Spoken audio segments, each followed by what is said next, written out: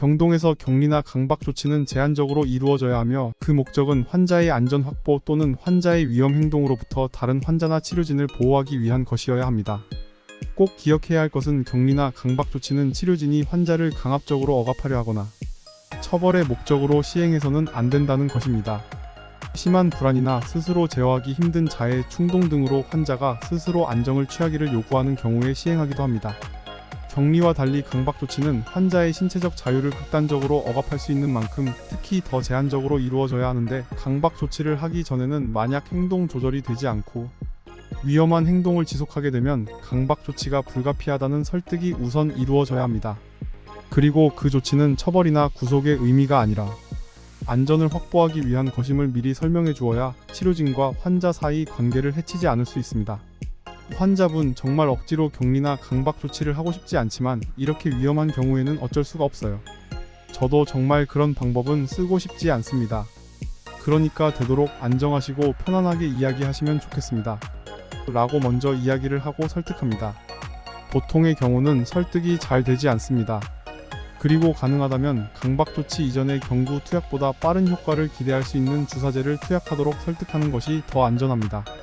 강박 이후에도 안정 시 언제든 강박을 해제할 수 있다고 설명하여 환자가 안심하도록 하고, 규칙적으로 의식 상태와 활력 징후를 확인해야 합니다. 예외적인 상황으로 환청이나 망상에 심각하게 영향을 받는 상태이거나 현실 감각이 현저히 부족하여 즉각적인 처치가 필요한 경우에는 말을 많이 섞지 않고 바로 조치해야 안전합니다. 이 경우 보통은 주사제 투여가 같이 이루어집니다. 환자가 강박을 풀려고 지속적으로 몸부림치는 과정에서 탈진이나 근골격계 손상이 발생할 수 있기 때문에 투약을 통해 안정하도록 돕는 것입니다.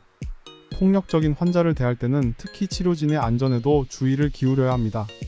액팅 아웃 중인 환자 앞에서 팔이나 다리를 뻗으면 닿을 만한 거리 앞에 있는 것은 매우 위험하며 환자의 옆에서 행동을 조절하는 것이 좋습니다.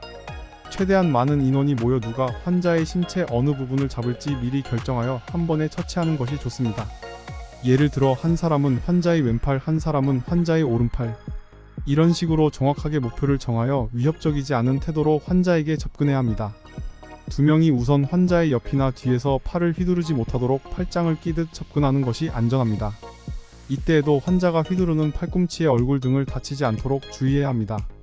팔을 뒤로 꺾거나 비트는 행위는 골절이나 탈구의 위험이 있어 절대적으로 금기이며, 환자가 주저앉는 경우를 대비해 다른 인원이 뒤에서 허리춤을 찾거나 몸통을 지탱할 수 있도록 대비해야 합니다. 환자 옆에 있을 때 환자가 머리로 박치기 하는 경우가 있어 얼굴이나 치아를 다치지 않도록 주의해야 하며 물거나 침을 뱉는 등의 행동에도 대비해야 합니다. 환자가 누운 상태에서 발차기를 하는 등 다리를 제압하기 힘든 경우에는 양손으로 체중을 실어 환자의 무릎 부위를 눌러주면 비교적 큰 힘을 들이지 않고 움직임을 제한할 수 있으며, 이때 환자에게 올라타서 내 무릎으로 체중을 실어 환자의 신체를 누르는 행위, 특히 가슴 부위를 압박하는 등의 행동은 호흡 곤란이나 가슴뼈나 갈비뼈 골절 등 위험을 초래할 수 있어서 절대적으로 금기입니다. 격리나 강박 조치는 반드시 주치의의 의학적 판단에 따라 제한적으로 이루어져야 하며 그 과정에서 치료진의 신체적, 심리적, 법적인 안전이 지켜져야 함을 늘 유념하시기 바랍니다.